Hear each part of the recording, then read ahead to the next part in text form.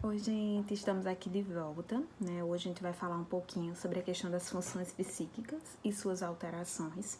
Especificamente nessa aula, a gente vai falar um pouquinho sobre a questão da consciência e a alteração da consciência, certo? No tocante à consciência, né? A consciência é um termo que se origina da junção de dois vocábulos latinos, com, né, que significa com, e sil, que é conhecer, indicando, portanto, o conhecimento que é compartilhado com os outros, e, por extensão, o conhecimento que é compartilhado consigo mesmo, né? Ou seja, aquele conhecimento que é apropriado pelo próprio indivíduo. Ou seja, consciência significa tudo aquilo que eu conheço, que eu sei e que pode ser compartilhado com outros, certo? Em termos de neuropsicologia, consciência, né, empregado no termo de vigilância, ou seja, quando a gente vai fazer uma avaliação em termos neuropsicológicos, a gente vai avaliar o quanto esse indivíduo ele está vigilante, vigil, consegue manter essa vigilância, ou seja, o quanto ele está atento e consciente, certo? Ou seja, em neuropsicologia a gente vai adentrar na questão de vigilância tanto cognitiva, da pessoa estar acordada, dela manter a consciência e dela estar lúcida também, certo? E aí, já em psicopatologia, consciência seria a capacidade que o indivíduo tem de entrar em contato com a realidade, perceber e conhecer os seus objetos. Ou seja, em psicopatologia a gente vai adentrar um pouco mais se esse indivíduo, além dele conhecer esse objeto, de estar, né, acordado e vigil, ele tem capacidade de entrar em contato com essa realidade e tomar consciência dela, e essa realidade ela pode ser compartilhada. Ou seja, muitas vezes o indivíduo ele consegue tomar consciência, compreender, mas não é uma realidade que é compartilhada com outras pessoas, ou seja, uma realidade que é só para ele, por exemplo, no caso das alucinações e dos delírios, certo? O indivíduo ele toma consciência, ele está vigil, muitas vezes ele está desperto quando ele delira, contudo ele não é uma realidade compartilhada, portanto ele está consciente, mas não é uma consciência compartilhada, certo? E em termos éticos e filosóficos, né, a gente usa consciência se referindo, né, à capacidade de tomar ciência dos deveres éticos e assumir as responsabilidades, né, os direitos e os deveres concernentes à ética, ou seja, o quanto esse indivíduo ele, né, tem condições de tomar ciência desses direitos e deveres e de assumir isso, né. Quando a gente vai para a psicopatologia, muitas vezes algumas pessoas elas não têm, vamos assim, condições de avaliar essas normas sociais e de vivenciá-las, né? Elas acabam muitas vezes infringindo pela não compreensão dessas normas, ou seja, por não tomar consciência, né? Por não conseguir compreender, certo? No tocante às alterações da consciência, a gente tem alterações que são normais, ou seja, são alterações que todos os indivíduos vão vivenciar. Assim como a gente tem alterações que são ditas não normais, ou seja, que só em alguns quadros específicos é que se vivenciam esse tipo de alteração, certo? No tocante às alterações normais da consciência, a gente tem o sono normal, né? O sono por si só, ele promove uma alteração da consciência, né? O estado de sono, né? A própria sonolência, ela já promove um rebaixamento da consciência, ou seja, quando a gente está sonolento, a gente já não tem mais a mesma atenção, a gente já não tem a mesma consciência, a mesma concentração, certo? Então, o nível de consciência, ele é rebaixado. Portanto, o sono, né, é um estado especial da consciência que ocorre de forma recorrente e cíclica em todos os organismos, ou seja, sempre a gente vai ter essa alteração da consciência, porque todos nós dormimos, certo? Mas o sono é ao mesmo tempo um estado comportamental e uma fase fisiológica que é normal e necessária a todos os organismos. E a gente divide o sono em duas fases, né? Que é o sono não REM e o sono REM, né? No caso, o sono sincronizado sem movimentos oculares, ou seja, que não tem movimento rápido dos olhos, é o sono não REM. E o sono REM é aquele que tem os movimentos rápidos dos olhos, mas eu vou explicar um pouquinho mais agora o que se trata cada um desses tipos de sono, né? No caso, o sono não REM, nesse tipo de sono a gente tem uma diminuição da atividade do sistema nervoso autônomo simpático e um aumento relativo do tônus do parasimpático, né? Permanecendo vários parâmetros fisiológicos estáveis em um nível de funcionamento mínimo, né?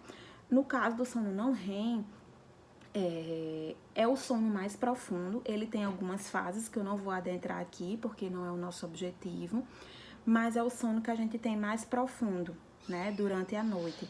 É aquele momento que o corpo relaxa mais. É o momento que ocorre também liberação do hormônio do crescimento.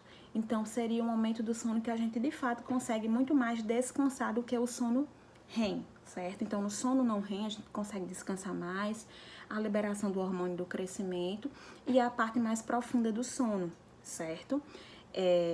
Onde os nossos, né, órgãos, eles ficam no funcionamento mínimo, ou seja, tudo fica um pouco mais paralisado e lentificado, certo?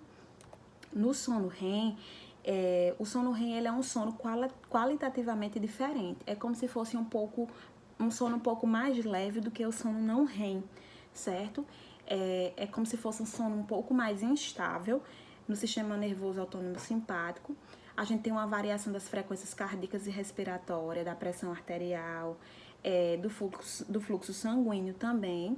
E é durante o sono REM, né, que é o sono que tem um movimento rápido dos olhos e que ele é um pouco menos profundo, que a maior parte dos nossos sonhos ocorre, né? Em cerca de 60 a 90% das vezes, se o indivíduo ele for acordado nessa fase do sono, ou seja, do sono REM, ele vai conseguir lembrar do que foi que ele estava sonhando. Se ele for acordado, por exemplo, no sono não REM, é mais difícil que ele consiga lembrar.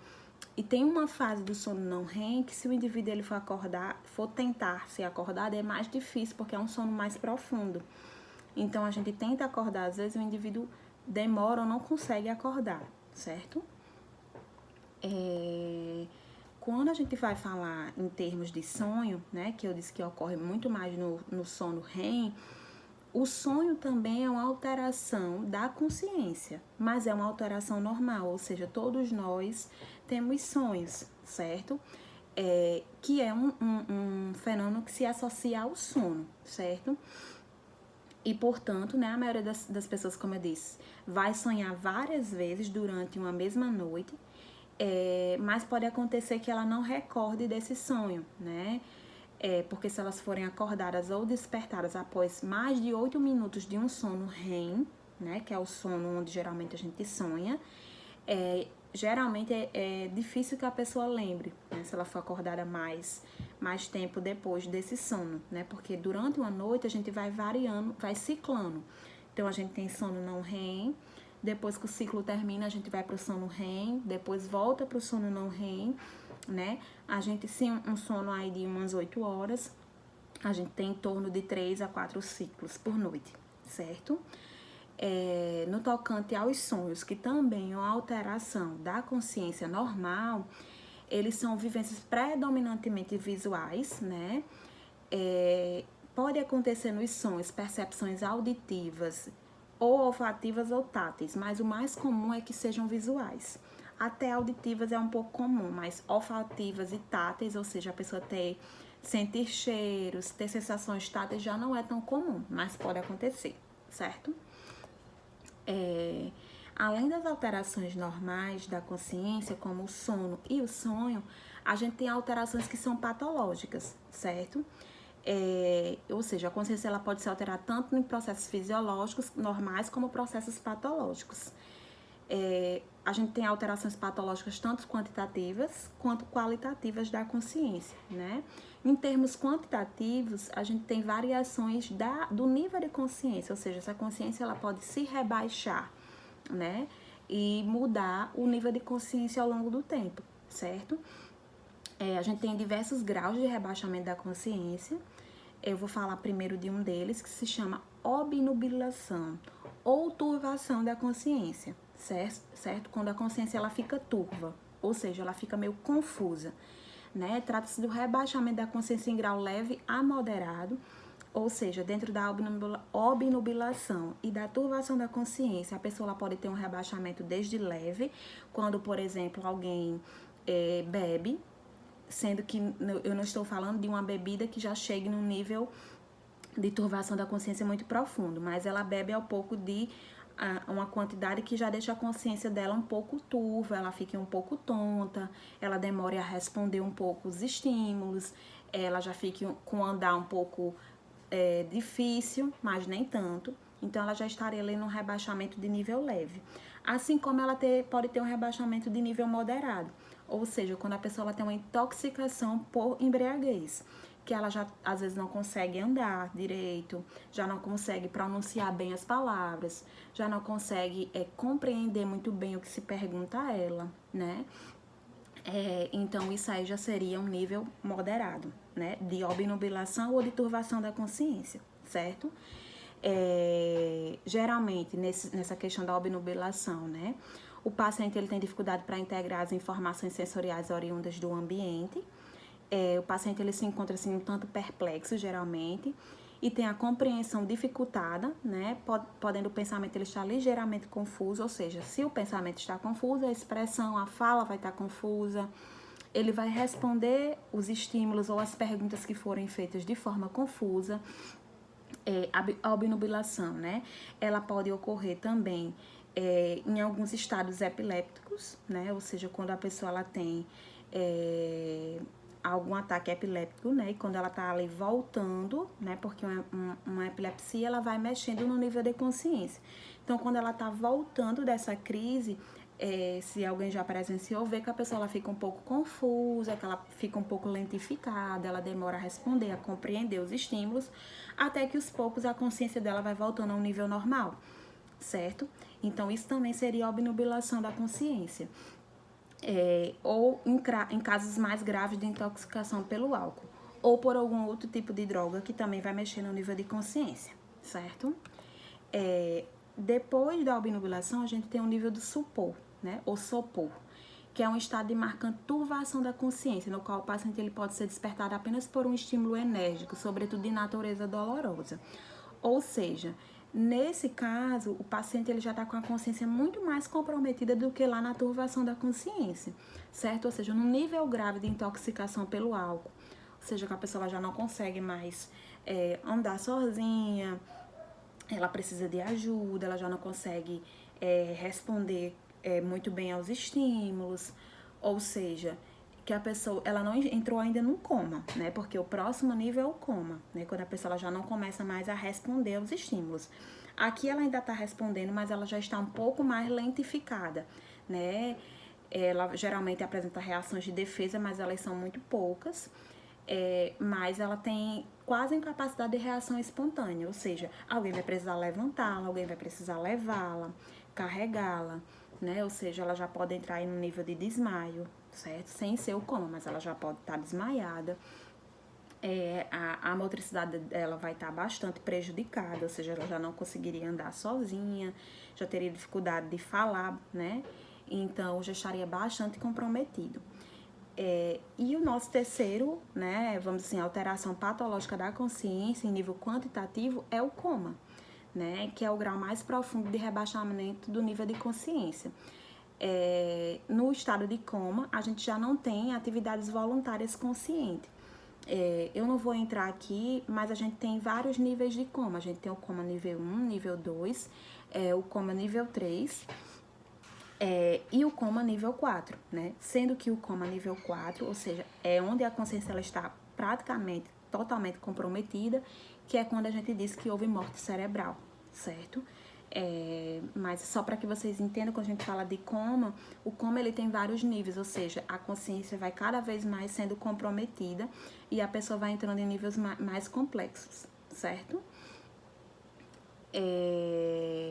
A gente tem algumas síndromes psicopatológicas associadas ao rebaixamento do nível da consciência. Uma dessas síndromes a gente chama de delirium. Não é delírio, é delirium, com M no final, né? Que é o termo atual mais adequado para designar a maior parte das síndromes confusionais agudas, né?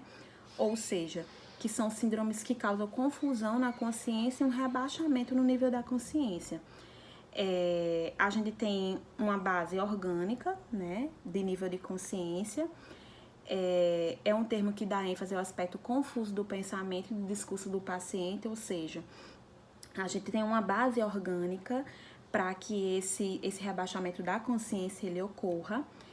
Então, o discurso do paciente também fica confuso, certo? O pensamento fica confuso, a compreensão fica confusa.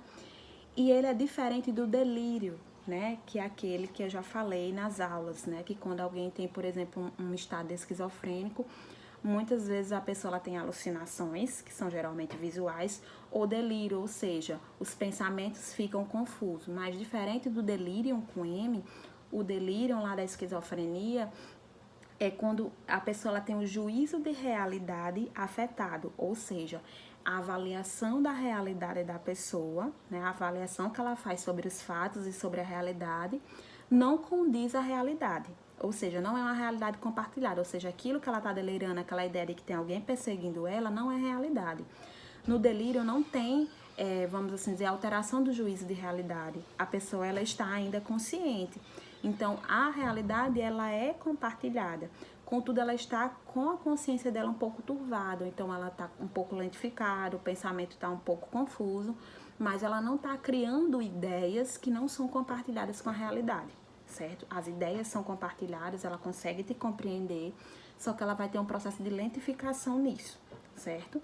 Por alguma questão orgânica, por exemplo, por questão de um tumor, porque ela bebeu, porque ela usou alguma medicação forte, ou algo que mexeu, que tem uma base orgânica. No caso do delírio da esquizofrenia, a gente sabe que tem algumas alterações de ordem químicas, mas a gente não tem uma base orgânica bem estabelecida, como no delírio com M a gente tem, certo? No caso do delírio com M, ele diz respeito, portanto, aos vários quadros de rebaixamento leve a moderado do nível da consciência, que tem uma base orgânica, como eu disse, que são acompanhados de desorientação temporoespacial, ou seja, muitas vezes a pessoa tem uma desorganização do tempo e do espaço, por exemplo, num quadro confusional, muitas vezes a pessoa ela pode acordar e não saber muito bem aonde ela está, que lugar é aquele, que tempo é aquele, né? Por exemplo, num quadro de Alzheimer, a pessoa ela vai tendo o rebaixamento da consciência, então muitas vezes ela não sabe qual é o dia, ela não sabe se é dia ou se é noite, ela não sabe mais a idade dela, então ela vai tendo um quadro de confusão, mas ela não está delirando, ela está dentro da realidade, contudo ela está tendo um rebaixamento do nível de consciência dela, certo? Dificuldade de se concentrar, perplexidade, ansiedade que vai variando em graus, né? Geralmente tem uma agitação, uma lentificação psicomotora envolvida, né? O discurso às vezes começa a ficar ilógico no delírio, né? Porque muitas vezes a pessoa ela não tem um discurso, vamos assim dizer, por exemplo, no Alzheimer. Ela começa a contar uma história, como ela tá perdendo a noção de tempo, de espaço, ela já emenda essa história com a que aconteceu agora. Então a história fica um pouco incoerente, difícil muitas vezes de compreender, certo? E aí, dentro do quadro de delírio, pode haver ilusões visuais e pode ocorrer o delírio, certo? Mas nem sempre quem tem um rebaixamento da consciência vai delirar, certo? Portanto, o delírio com M trata-se de um quadro que oscila muito ao longo do dia. Ou seja, por exemplo, uma pessoa que tem Alzheimer, ela tem variações do nível de consciência ao longo do dia. Alguns relatos e algumas pessoas e familiares que acompanham apontam que é muito comum que esses pacientes, quando vai chegando ao final da tarde, início da noite, eles vão ficando geralmente um pouco mais confusos, vai perdendo um pouco mais da noção de tempo, de espaço, vão ficando um pouco mais agitados, né? E o processo de pensamento também vai ficando mais confuso. Por exemplo, quem tem um tumor cerebral, isso também pode acontecer. À medida que o tumor ele vai aumentando, a pessoa ela vai tendo outras partes do cérebro afetada e ela vai entrando, por exemplo, pode entrar num quadro de delírio, a depender de que parte foi afetada por esse tumor, certo? Outro estado de rebaixamento do nível da consciência, né, que é uma síndrome psicopatológica também, é o que a gente chama de estado onírico, né, que designa uma alteração da consciência na qual, paralelamente, tem uma turvação da consciência e é como se o indivíduo ele entrasse num estado semelhante a um sonho, só que é um sonho muito vívido, né? Ou seja, diferente daqueles pesadelos que a gente tem, é um sonho vívido que ocorre com frequência, ou seja, que não acontece pontualmente. E é um sonho vívido no sentido que vai predominar atividades alucinatórias visuais, geralmente com caráter cênico ou fantástico, ou seja, a pessoa vê coisas muito detalhadas, é como se, e isso geralmente, né, é como se fosse um pesadelo muito detalhado com frequência, ver cenas complexas e ricas em detalhes, que não é comum nos sonhos. Geralmente a gente sonha com partes, mas a gente não é comum que a gente sempre tenha sonhos muito detalhados e ricos, né, e assustadores. Geralmente os temas envolvidos, né, nesse estado onírico, lutas, matanças, fogos, assaltos, sangue, e tudo com muito detalhe, muito vívido, né, como se a pessoa estivesse sonhando acordada, na verdade. E há uma carga emocional marcante na experiência onírica, né? Geralmente as pessoas ficam muito angustiadas, tem terror, pavor durante, né, esse estado, e quando acorda, né, o corpo ainda está nesse estado, ou seja, ainda está respondendo. Quem aqui já teve pesadelo, muitas vezes quando acorda demora um tempo, né, para poder você compreender que não é realidade, né, e seu corpo ainda, por exemplo, os batimentos estão acelerados, a pessoa está assustada, ou seja, o corpo responde a isso, certo? E geralmente a pessoa ela manifesta esse estado onírico angustiado, por exemplo, ela acorda gritando, né? Então não é uma coisa que acontece uma vez, a pessoa frequentemente tem esse estado, né? Ou seja, é uma alteração da consciência durante o sono, certo? Se debate muito na cama, né? E, por exemplo, muitas vezes apresenta sudorese, né, durante o sono. E geralmente a amnésia, né? Algumas pessoas que têm esse estado onírico, muitas vezes ela acorda nesse estado, por exemplo, se debatendo, assustada, ou alguém a acorda, mas é comum que ela não recorde do que é que ela estava sonhando, certo? Que é muito, por exemplo, quando a gente tem alguns pesadelos, geralmente a gente recorda, né? No estado onírico é comum que não se recorde, certo? Esse estado geralmente ele ocorre devido às psicoses tóxicas, ou seja, é muito comum em pessoas que estão intoxicadas, tanto por álcool como por alguma droga, estão passando por um processo de desintoxicação, ou pessoas que têm algum tipo de tumor, né, também cerebral. Em síndromes de abstinência também é comum, ou em quadros de febres tóxicas, ou seja, febre muito alta, e a pessoa ela entre nesse quadro, né, onírico, certo? Eu vou parar esse vídeo por aqui. No nosso próximo vídeo a gente vai falar um pouquinho sobre a questão da atenção, certo? Que é uma outra função psíquica que pode vir a ter alterações patológicas ou não, certo? É isso.